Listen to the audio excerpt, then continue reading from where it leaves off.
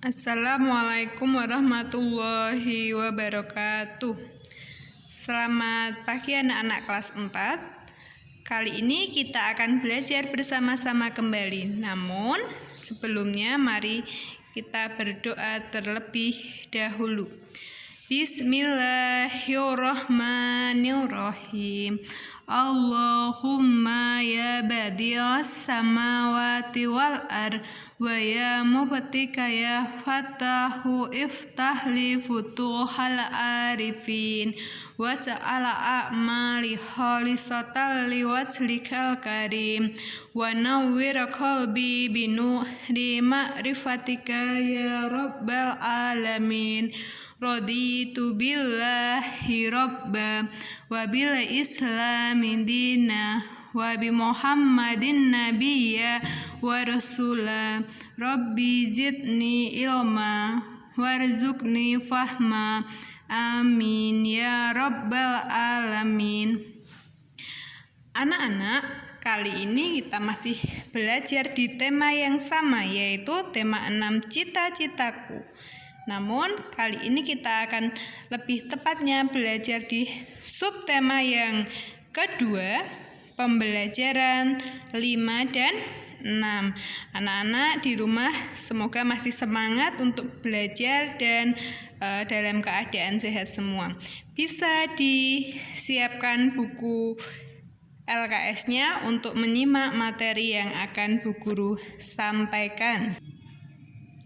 Anak-anak kemarin pernah Bu Guru berikan tugas untuk membuat sebuah puisi. Nah, kali ini kita akan belajar metode menulis puisi dengan baik dan benar. Nah, jika anak-anak bercita-cita menjadi seorang penyair atau penulis cerita atau juga bisa penulis puisi, anak-anak harus paham bagaimana cara atau metodenya menulis puisi dengan baik dan benar.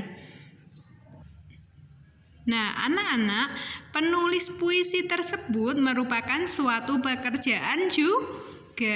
Penulis puisi merupakan pekerjaan dari seorang karya sastra. Nah, anak-anak perlu diketahui bahwa menulis puisi berbeda dengan menulis prosa atau cerita. Menulis puisi itu memperhatikan aturan baris penulisannya, baitnya, dan iramanya. Di sini akan kita pelajari bagaimana metode menulis puisi. Yang pertama, anak-anak, menulis puisi itu kita harus memperhatikan diksi. Diksi itu apa? Pilihan kata yang teliti. Ibaratkan kalau kita akan menulis puisi, kita memilih katanya harus yang teliti, yang sesuai. Kemudian dalam menulis puisi kita juga harus memperhatikan daya bayang. Daya bayang itu apa? Daya bayang di situ tertulis kemampuan melihat, mendengar, dan merasakan. Jadi kemampuan melihat, mendengar, dan merasakan tersebut harus terdapat pada puisi. Seolah-olah nantinya orang yang membaca puisi tersebut bisa melihat isi dari puisi tersebut dan didengarkan, bisa dirasakan isi cerita itu sebenarnya bagaimana, tentang apa.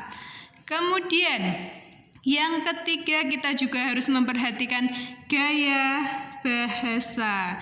Nah, gaya bahasa itu yaitu cara penyair atau cara orang yang membuat puisi itu menggunakan bahasa yang jelas maknanya. Walaupun nanti menggunakan bahasanya bahasa kiasan atau bahasanya diperindah, tetapi orang lain bisa mengerti apa arti dari bahasa tersebut. Kemudian yang keempat adalah persamaan bunyi. Dalam membaca puisi, bunyinya harus sama. Dan yang terakhir, yang kelima, anak-anak, dalam metode menulis puisi kita juga harus memperhatikan kata konkret atau bahasanya ada di dalam kata. Kamus Besar Bahasa Indonesia. Nah, di sini anak-anak menuliskan puisi itu di dalamnya ada 2 unsur, yaitu unsur fisik dan unsur batin. Unsur fisik itu apa? Unsur fisik yaitu tulisan puisi tersebut, dan unsur batinnya adalah inti atau isi dari puisi tersebut bisa dirasakan, bisa dipahami oleh pembacanya.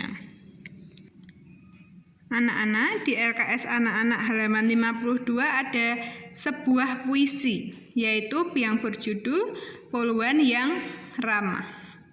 Aku ingin menjadi polisi wanita yang anggun, ramah pada semua orang. Berseragam polisi terlihat menawan, menuntun anak-anak menyeberangkan jalan, membantu ibu-ibu berkendara dengan baik dan benar. Polisi wanita itulah cita-citaku. Nah, ini ada sebuah puisi yang kira-kira kita bisa memahami apa tujuan dan isi dari puisi di sini, yaitu ada seseorang yang ingin menjadi polisi atau polisi wanita yang menarik dan bisa membantu orang-orang di sekitarnya. Ini adalah inti dari puisi ini. Anak-anak, seorang yang berprofesi menjadi polisi adalah orang yang memiliki pekerjaan yang mulia. Dia selalu membantu, mengayomi, dan melindungi masyarakat. Namun dengan sikap tegas, disiplin, dan tanggung jawabnya, seorang polisi juga memiliki hati yang lembut. Mereka selalu menolong masyarakat yang membutuhkan. Di sini ada sebuah gambar. Ada seorang polisi yang membantu nenek tua menyeberangkan di jalan raya.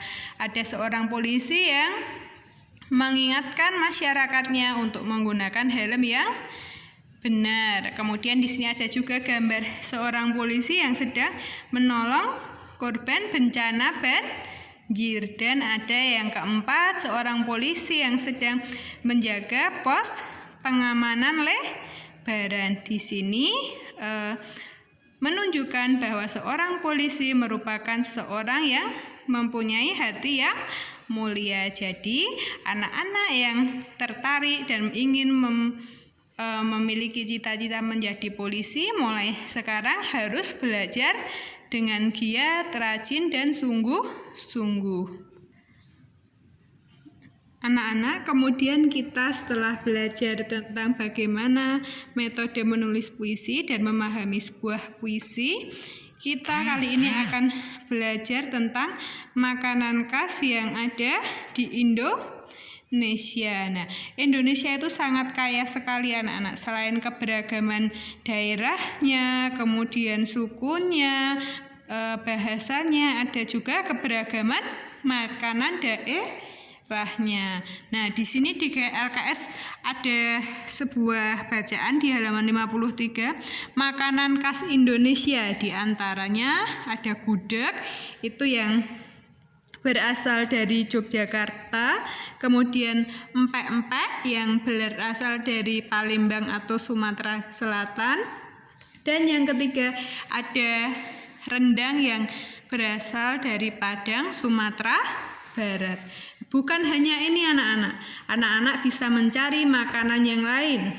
Nanti bisa anak-anak pelajari sendiri dan cari informasi atau cari tahu tentang makanan daerah. Ada juga makanan daerah papeda, bika Ambon, pecel, soto. Itu pasti ada asal mula daerah di mana ada makanan tersebut. Nanti anak-anak bisa menambah daftar makanan daerah yang anak-anak ketahui. Anak-anak, setelah ini kita akan belajar tentang jenis tarian Nusantara. Di sini ada di LKS halaman 56. Tarian Nusantara itu berbeda dengan tarian tradisional Nusantara. Nusantara. Susunan tarian ini tidak terikat pola dan tidak memiliki aturan yang baku. Nah, secara garis besar tari kreasi Nusantara itu dibedakan menjadi dua, yaitu yang pertama tari kreasi berpolakan tradisi, yaitu tari kreasi yang penggarapannya berlandaskan pada kaidah-kaidah tari tradisi baik dari koreografi, musik, rias, dan busana maupun teknik pentasnya. Meskipun begitu, dalam pengembangannya tidak menghilangkan esensi ketradisiannya, yaitu memiliki tradisi yang khusus. Itu merupakan tari kreasi berpolakan tradisi. Tetapi ada juga yang kedua, tari kreasi yang tidak berpolakan tradisi, yaitu tari kreasi ini dalam penggarapannya melepaskan diri pada pola-pola tradisi baik dari koreografinya, musik, rias, dan busana maupun dari tata teknik pentasnya. Nah, tarian ini menggunakan unsur yang bergantung pada konsep gagasan penggarapannya. Contohnya kalau di Indonesia ada tari merak. Nah, di sini anak-anak bisa mencari tahu apa tari merak itu. Bisa di sini tari merak itu merupakan tarian yang berasal dari Jawa Barat. Nah, itu sekilas tentang tari kreasi Nusantara yang dibedakan menjadi dua jenis. Bisa anak-anak baca kembali dan pahami kembali. Untuk tugas nanti akan Bu Guru share, tidak dimasukkan dalam video ini. Semoga apa yang Bu Guru jelaskan bermanfaat dan anak-anak bisa memahami materi yang sudah disampaikan. Cukup sekian, semoga anak-anak di rumah selalu dalam keadaan sehat dan selalu semangat untuk belajar. Bu Guru akhiri, billahi taufiq wal hidayah. Wassalamualaikum warahmatullahi wabarakatuh.